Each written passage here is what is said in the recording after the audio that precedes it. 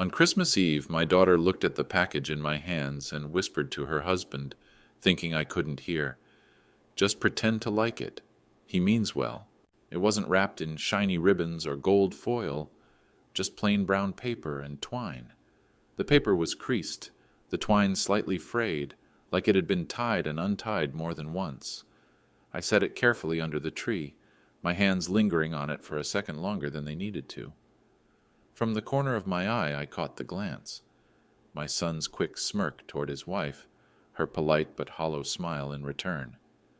My niece leaned toward my nephew, murmuring something that made him snort. They didn't think I noticed, but I did. The room smelled of cinnamon and pine, laughter bouncing off the walls like ornaments clinking together. Yet somewhere in that warmth there was a draft, the kind that slips under doors and into your bones, the cold of being tolerated, not welcomed. I sat in the corner, watching them pass around gifts wrapped in shimmering paper, their bows perfectly curled. They spoke loudly about how expensive things were this year, how some people might be better off just joining the Secret Santa instead of bringing their own gift. I didn't ask who they meant. I already knew. I had chosen that book weeks ago. Not from a store shelf, not from some clearance bin, but from a wooden box in the attic, the one I hadn't opened in years. I had run my fingers over the cracked leather, remembering the night I first held it fresh from the press, the night I signed my name inside with a pen that shook because I knew my life was about to change. That signature had once opened doors I never thought I'd walk through. And now, here it was, wrapped in paper so plain it was almost invisible. They thought they saw an old man bringing something irrelevant. They didn't see the weight of it, the years inside it, the story sealed in ink. I sat quietly, letting their sideways smiles settle into the room like dust. They thought I'd given them nothing worth having. I hadn't yet decided whether I'd show them how wrong they were. Friends, let me pause here for a moment. Write in the comments, where are you listening to this story from? Have you ever experienced something like this in your own life? If you feel this story, don't forget to subscribe and share this video. This is how you help us grow our channel and create more stories like this. All right, let's continue. The laughter began long before the clock struck midnight, slipping through the room in low tones and quick glances, as if mocking me was just another tradition they'd grown used to. It wasn't the kind of laughter that bursts out in joy. It was the quiet, sharp kind, the kind that slides under your skin before you even know it's there. My niece leaned toward her brother, their heads almost touching, and her lips moved in a whisper I wasn't meant to hear. But I caught enough. Bargain bin. 2 words, light as air to her, heavy as bricks to me. He smirked without looking my way, as if even acknowledging me would somehow ruin the joke. Across the room, my son's wife shifted in her seat, pretending she hadn't heard, but her eyes betrayed her. They held the flicker of someone who wanted to step in, but chose the comfort of silence instead. That's the thing about these moments. Sometimes the cruelty is loud, but sometimes it's quiet, made of the things people don't say, the ways they look away. I sat there with my hands folded in my lap, the faint hum of Christmas carols playing beneath the voices, trying to hold my smile in place like it was part of the decor. I could feel it beginning to crack, but I kept it steady. I've learned that if you let the mask slip too soon, they think they've won. The tree glowed in the corner, branches heavy with ornaments collected over years. Some I'd given them, though no one ever mentioned that. The lights flickered against the wall, and for a brief moment, I let my gaze drift to the small, plain-wrapped gift under its shadow. It sat apart from the glossy piles, humble and unassuming, like it knew it didn't belong. I had placed it there quietly, without fanfare, because I thought the value inside would speak for itself. But in this room, value was measured in the weight of the wrapping paper, in the shine of the bow, in the label of the store it came from. Their laughter didn't roar. It dripped. Drip by drip, it pooled inside me until my chest felt heavy. I looked at each of them and wondered how people who once clung to my shoulders as children could now see me as something to be pitied, someone whose presence was tolerated out of obligation. And yet, even as the heat of humiliation spread through me, There was a stillness in my mind, a voice that told me, "Not yet. Let them laugh. The truth will find them soon enough." At dinner, they placed me at the far end of the table, a place where the candles barely reached, where the heat from the kitchen faded before it could touch me. The chair felt different from the rest, harder somehow, as though it had been taken from another room at the last minute. I sat there with my plate in front of me, the steam from the food rising only to vanish before it reached my face. The hum of conversation rolled over me like distant waves. I could hear it, but it didn't carry me. At the center of the table, laughter was brighter, louder, full of overlapping voices.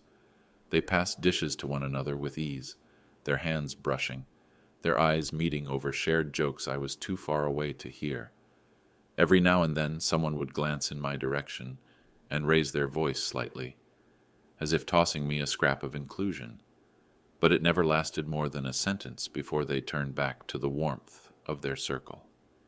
It was as if there was an invisible barrier between my seat and theirs, a stretch of tablecloth that might as well have been a mile of frozen ground. I moved my fork slowly, taking measured bites I could barely taste. The flavors that should have been rich, roast meat, warm bread, spiced vegetables, felt muted, dulled by the emptiness that sat beside me like an unwelcome guest. My hands stayed near my lap most of the time, not because I wasn't hungry, but because eating felt like admitting I was part of something I clearly wasn't. I watched the way they leaned toward each other, how their shoulders turned in, how even the smallest comments drew responses from every side. My own presence was like a shadow at the end of the table, there, but never in the light. I thought of the years I had sat at the head of tables just like this, carving the meat, pouring the wine, telling stories that held every ear. Back then the room seemed smaller because everyone was close, not just in distance, but in the way they looked at me. Now I was far enough away that my absence would barely shift the shape of the evening. As the plates emptied and the chatter grew, I found myself glancing toward the tree, toward the small, brown-wrapped gift resting quietly beneath it.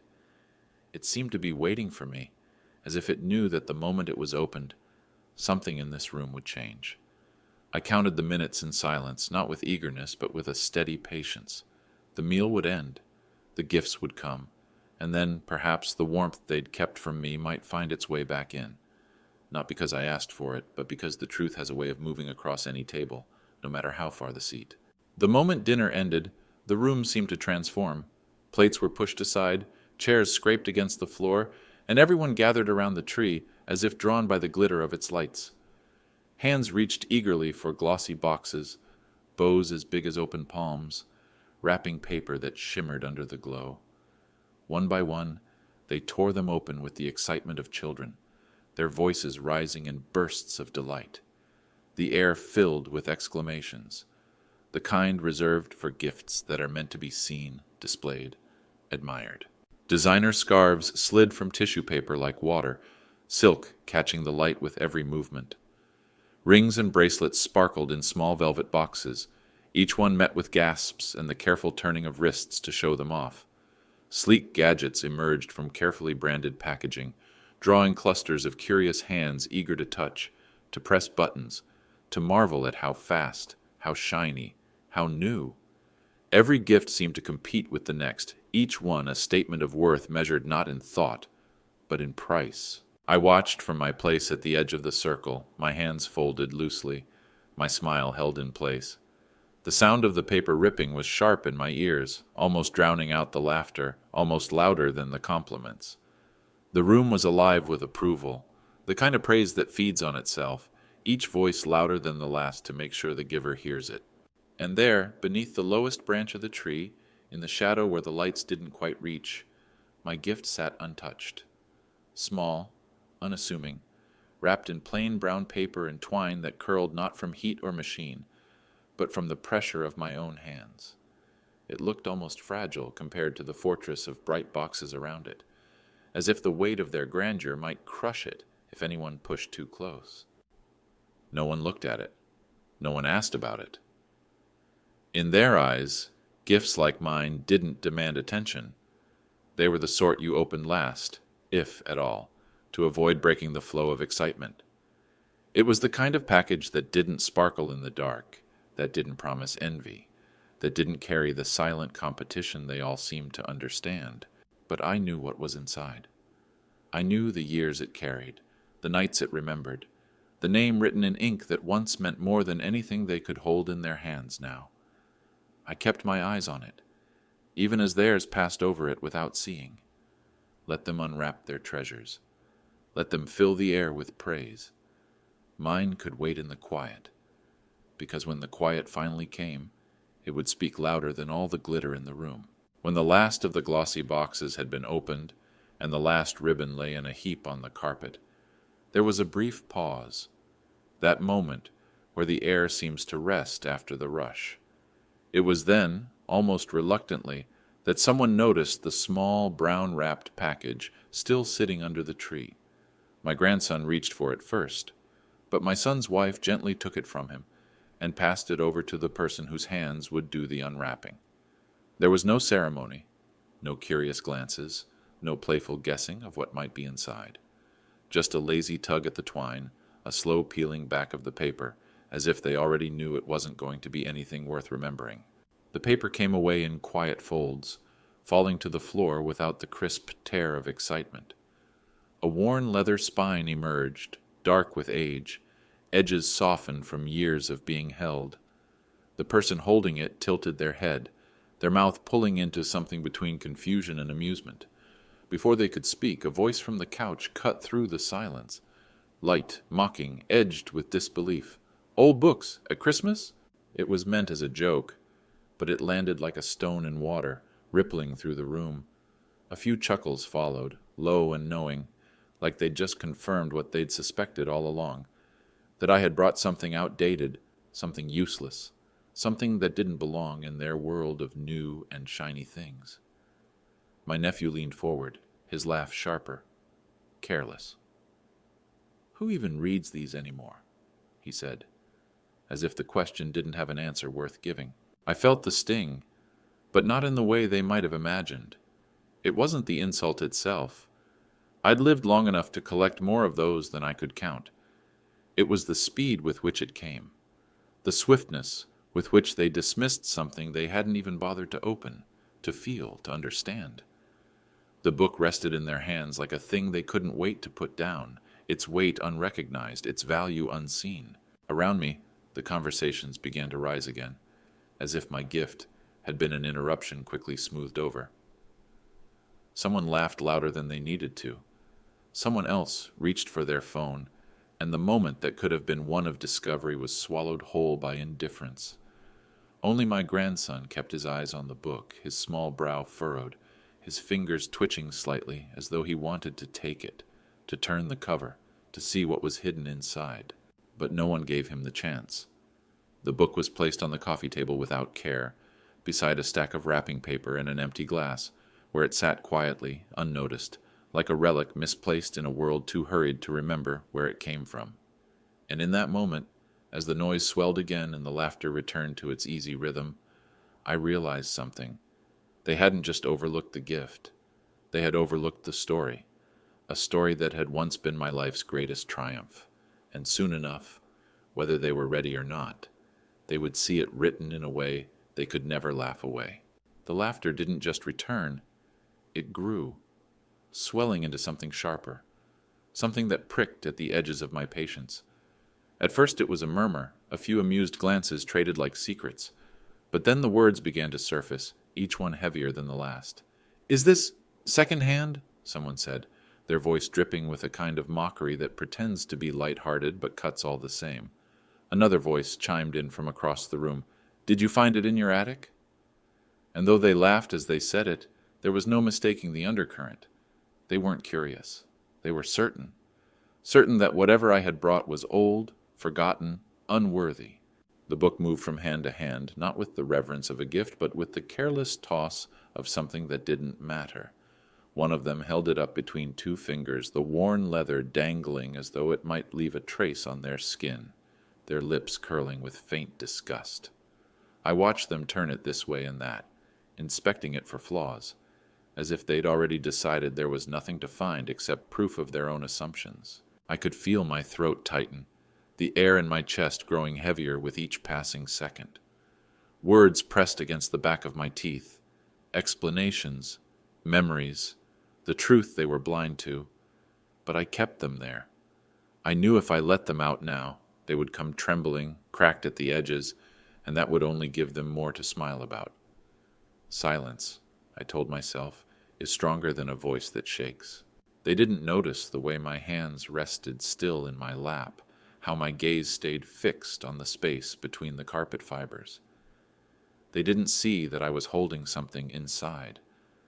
Not just my composure, but the knowledge of what that book was, of where it had been, of what it had meant not just to me, but to thousands of people who once lined up to see my hand move across a page. They saw only what was in front of them now. An old man with a plain gift, surrounded by shiny distractions that made it easier to overlook him. The laughter kept weaving through the room, curling into corners, bouncing off the ornaments on the tree. And still, the book sat there, its spine bent with time, its cover soft from years of being opened and closed. They didn't know that the wear was not from neglect, but from love, that every crease was a memory, every faint stain a moment lived. I kept my silence, holding it like a shield, not because I had nothing to say, but because the moment was not yet ripe. They were still too comfortable, too sure of their own judgment, and I knew, as I sat there in the shadow of their laughter, that the moment would come when their voices would falter, when their eyes would widen, when the truth would push its way into the space they thought they had filled with certainty. Until then, I let them think they understood. It was the last gift I would give them before I took that illusion away. Through the blur of noise and the ripple of laughter, there was one still point in the room, my grandson. He sat a little apart from the others, not in distance, but in the way he carried himself. While the rest of them passed the book from hand to hand with careless amusement, he didn't reach for it right away. He waited. His eyes followed it quietly, studying the way the leather bent under other people's fingers, the way they turned it over without opening it, as if it was just another object to be examined and dismissed. When it finally came to him, he didn't laugh. His small hands received it with a care that felt almost out of place in that moment. His fingers were gentle, brushing over the worn spine like it might break if he pressed too hard. He didn't rush. He didn't treat it like something to be appraised or mocked. Instead, he let his fingertips wander along the edges, pausing where the leather was frayed, where the stitching had softened over time. His head tilted slightly, as though he could hear something in the silence of its pages, something only he could sense. For a brief moment, his eyes lifted and met mine. It wasn't a long look, but it was enough for me to know he saw what the others couldn't. He didn't know the story yet, not the details, not the weight it carried, but he felt it. I could see it in the way he held the book closer to himself, in the way his grip was steady, not like a child with a new toy, but like someone holding a secret they weren't ready to share. But he stayed quiet. The noise around him was too loud, the current of the room too strong for a voice like his to cut through. He was young, and in this house, youth meant you learned to keep your head down until it was safe to speak. I could see the hesitation in his shoulders, the way he tucked his thoughts away, swallowed them before they could reach his lips. And yet, in that quiet exchange between us, something passed. A thread that stretched from my chair at the edge of the room to his small place on the couch.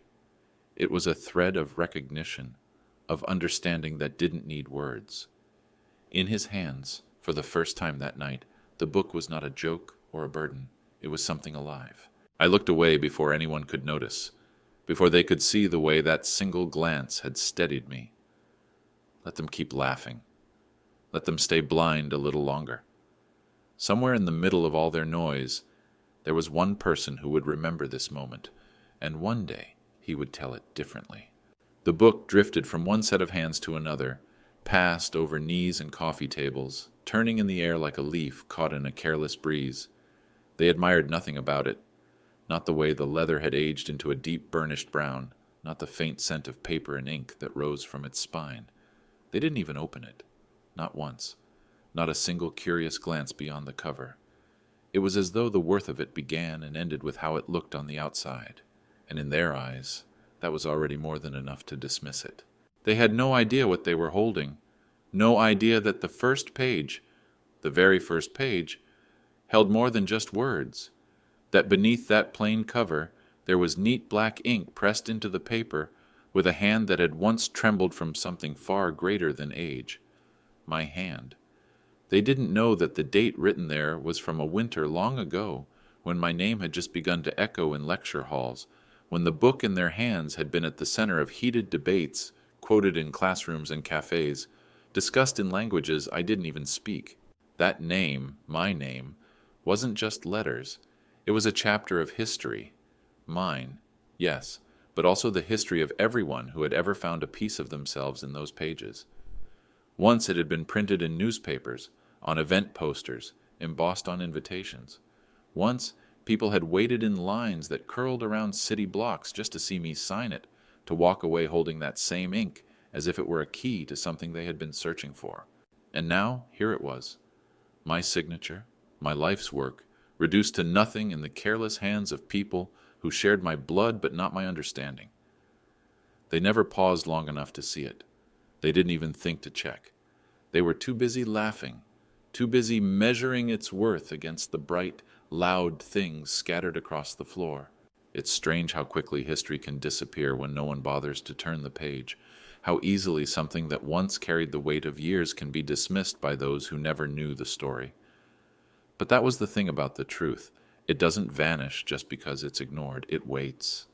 It waits in the ink, in the paper, in the way the letters curve across the page, ready to speak again the moment someone cares enough to listen. I let the book move on, saying nothing. My silence wasn't surrender. It was a test, because I knew there was one pair of eyes in the room that wouldn't pass it by forever. And when those eyes finally saw the signature, everything they thought they knew about me would shift, forever. Hours later, when the noise had softened into the gentle clinking of dessert forks and the hum of conversations that no longer reached me, I felt a presence at my side. My grandson slipped into the space between my chair and the wall, moving quietly, as if afraid someone might notice. In his hands, cradled with a care no one else had shown that night, was the book. He held it against his chest for a moment before lowering it into his lap, his small fingers smoothing over the cover like he was trying to memorize the way it felt. He didn't look at me right away. Instead, he opened it slowly, the leather groaning faintly, as though it was waking from a long sleep. He turned the first page, and there, beneath the title, his eyes landed on the ink, my name, written in the same steady hand that had once signed hundreds of copies in a single day. Back when my wrist ached, not from age, but from the endless line of people waiting to have a piece of it for themselves. "Grandpa," he whispered, his voice so soft it was almost swallowed by the clatter of spoons against plates. "Is this your name?" I felt something tighten in my chest, not from the question itself, but from the way he asked it. Not mocking, not curious in the shallow way children often are, but with a quiet reverence, as though he had stumbled onto a secret no one else had told him existed. I nodded, my eyes staying on his. "It's the first copy I ever signed," I said, my voice low, steady. "Before I knew it would change my life." He didn't ask how. He didn't need to. Not yet. Instead, he traced each letter of my name with the tip of his finger, as though by touching the ink, he could reach back through time to the moment it was written. The room around us faded, the laughter and the chatter slipping into the background until it was just the two of us, bound together by that fragile page. I could see it in his eyes, the flicker of understanding, the dawning realization that the man sitting beside him was not just a grandfather in a quiet chair, but someone who had lived a life before this room, before this family, before the years that had made me smaller in their eyes. To him in that moment, I wasn't invisible. I was someone worth knowing. He closed the book gently, his hands lingering on the cover as though sealing the moment inside. And then he sat a little closer, as if by proximity he could guard it. The story, the signature, the piece of me no one else had bothered to see. In his silence, there was something I recognized, a promise, one he didn't yet have the words for, but one I knew he would keep. He held the book for a long moment, the weight of it resting easily in his lap, before lifting it with both hands. There was no flourish, no dramatic announcement, just the quiet, instinctive movement of a boy who wanted to share something important. He turned toward the center of the room, toward the circle of voices and laughter, and opened it to the first page. The ink caught the warm light from the tree, the letters standing out as clear as the day I had written them. At first no one noticed. The conversation flowed around him, words tumbling over one another in an easy rhythm. But then someone's gaze shifted, caught by the deliberate way he was holding the book open. Their eyes narrowed, leaning forward ever so slightly. "Wait," they said, the sound more a breath than a word. "Is this the—" The rest of the sentence never came because the air in the room had already changed. The voices began to fade, replaced by the kind of stillness that only arrives when a truth begins to take shape. My grandson stood there, his small arms extended, the page open for all to see, and one by one, heads turned. I saw my son's face before I heard his voice, his eyes fixed on the page, then flicked up to me, then back again, as if he was trying to reconcile the man sitting in the corner, with the name in front of him. His mouth parted slightly, a trace of disbelief tugging at the edges. Recognition is a strange thing. It can come slow like dawn or crash fast like a wave. For him, it was both. A few others leaned closer, their brows knitting as they read the name aloud in low murmurs, testing the sound of it against memories they didn't know they had. I caught the faint shift in posture, the way they were no longer holding themselves above me, the way the room's focus, so quick to pass me over earlier, now anchored itself to the quiet space where I sat. It wasn't pride that filled me, not yet. It was something heavier, something I had carried for years, the knowledge that this moment would come if I just let the truth reveal itself in its own time. And now, here it was, unfolding not in a grand speech or a confrontation, but in the steady hands of a boy who didn't yet realize what he'd done. The book trembled slightly in his grip, not from fear, but from the weight of the attention now resting on him. Still, he didn't close it.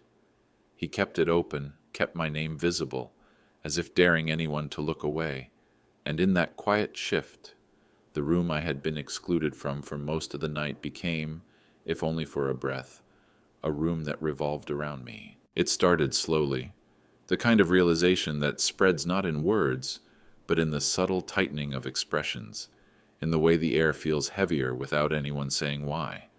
They weren't just looking at a name anymore. They were remembering. Some of them had been too young at the time to understand, but they had heard the stories growing up, about the book that had traveled farther than any of us had ever dreamed, that had appeared in windows of bookstores thousands of miles away, with my face on the back cover.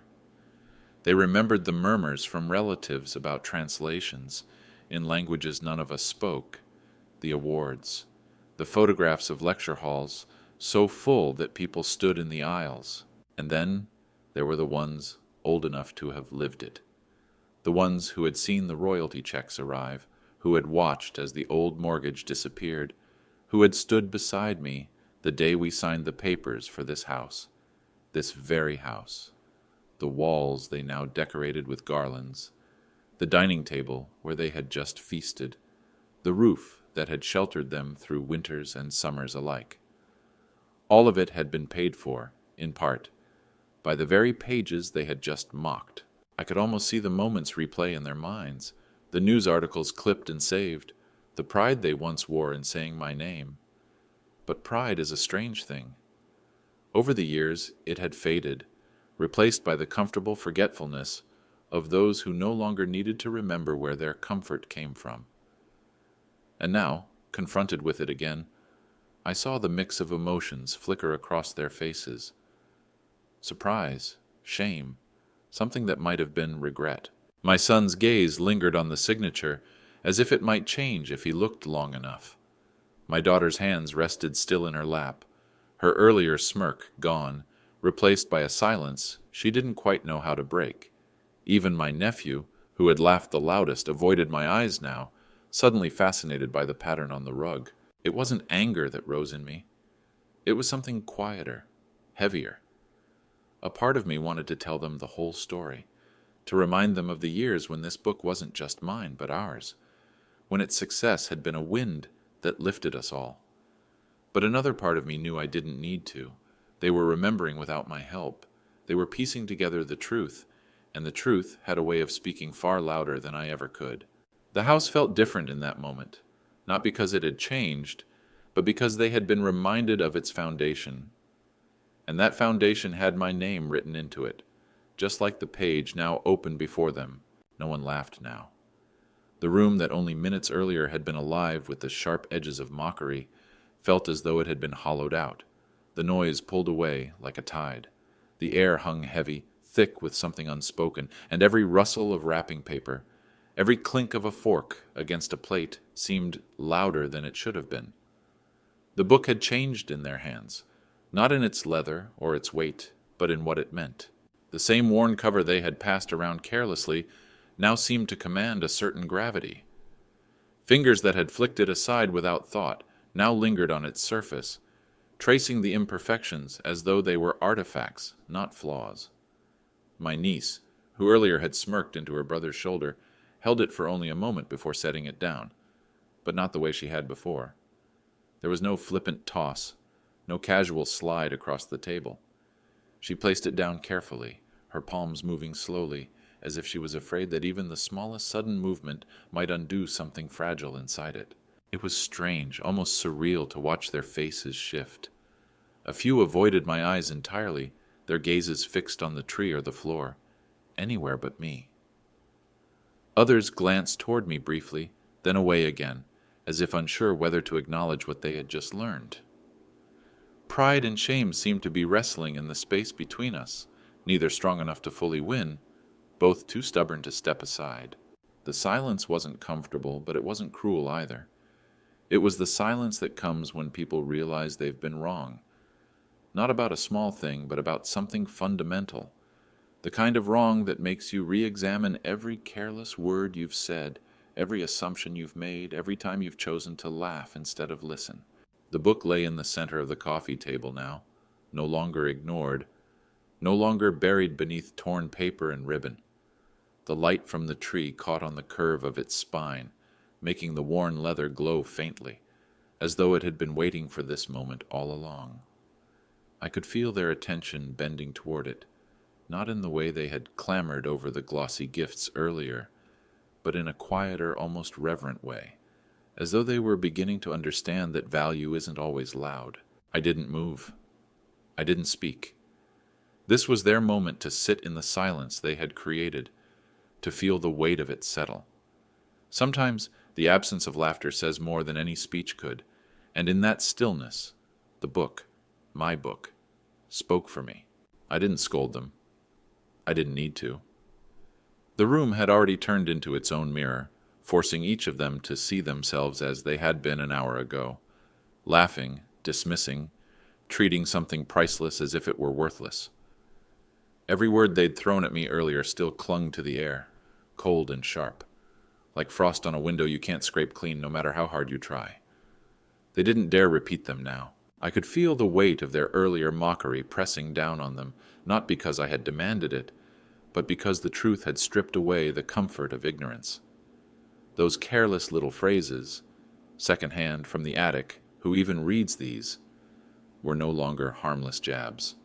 They were a record of how quickly they had judged without knowing, of how easily they had chosen ridicule over curiosity. And now, those words belonged to them in a way they couldn't return. No apology would erase the way they had looked at me when the paper first came off. No quick smile would undo the image of my gift resting on the table, treated like a prop in some private joke. These things sink too deep for that. I didn't want their guilt, but I knew they would carry it regardless, not because I demanded it, but because the silence I gave them forced them to sit with it. I sat still in my chair, my hands resting loosely in my lap, letting the moment stretch. I could see them shifting in their seats, glancing at each other with the unspoken hope that someone else might break the tension. No one did. Even the children, sensing something unsteady in the air, kept their voices low. My grandson stayed beside me, the book still within reach, as if to anchor us both. And in that stillness, I felt something steady inside myself. Not triumph. Triumph needs an audience. This was quieter, cleaner. It was the knowledge that I hadn't needed to defend myself, to fight for their respect, to raise my voice to be heard. The truth had done it for me, as it always does when you let it breathe. The shame in the room was theirs to carry now. It would cling to them in ways they might not admit out loud.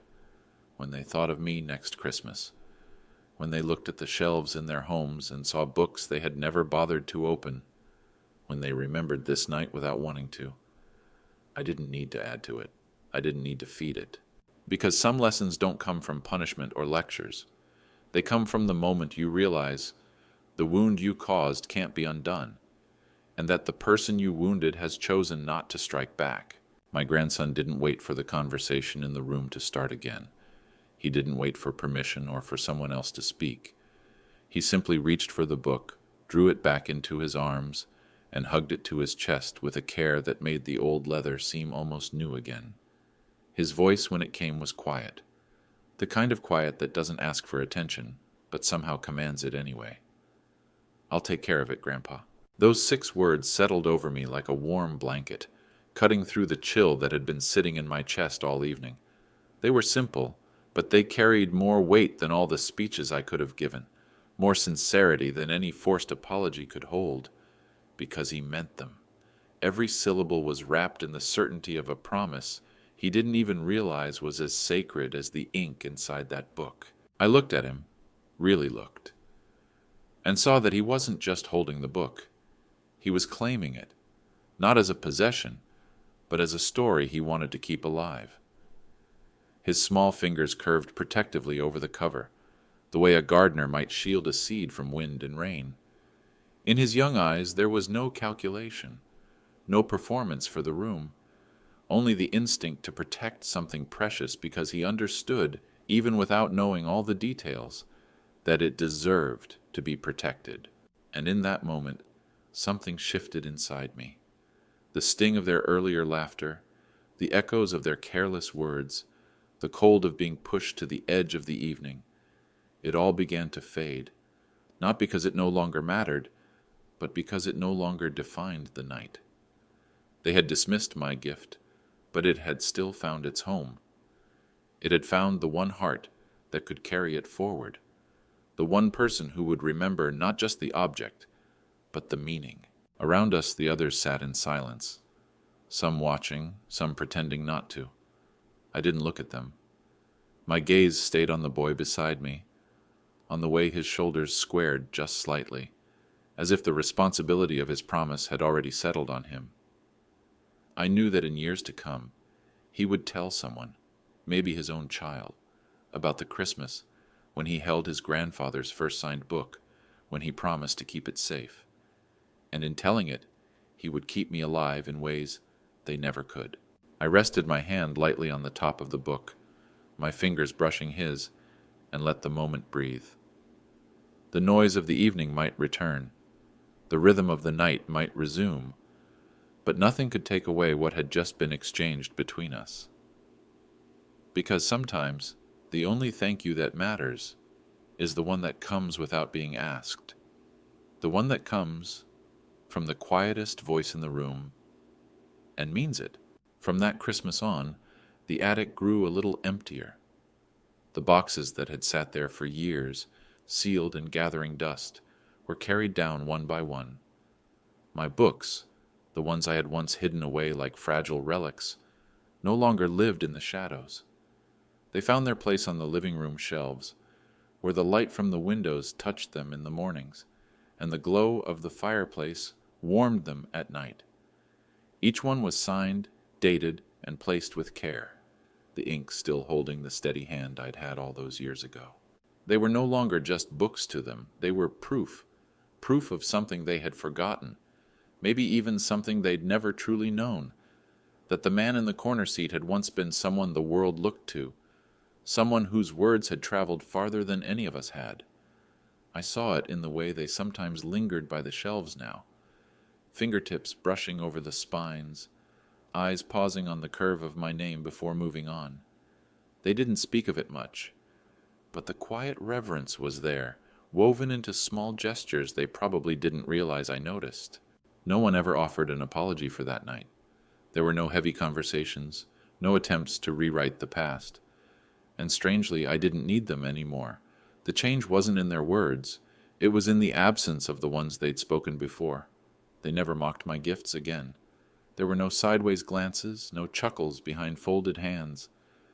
When I brought something now, they opened it with patience, sometimes even with a little anticipation, as if they had learned that the plainest wrapping could hold the most unexpected truths. Because once you see the worth of a signature, once you truly understand the story behind it, you can't go back to looking at it as just ink on paper. You can't unsee the years it represents, the nights it took to earn it, the sacrifices it carries between its curves and lines. That first Christmas, they had seen only a book. By the end of it, they had seen a life. And as for me, I no longer sat at the far end of the table feeling the cold. I sat wherever there was a seat, not because they invited me closer, but because I understood now that my place had never depended on where they put me. It was already mine. Just like that signature, it carried a history no one could take away. And for the rest of my life, every time my grandson pulled that book from the shelf and opened it to the first page, I saw it again. The moment everything changed. The moment a name became a legacy, and a gift they once mocked became the story they would never forget.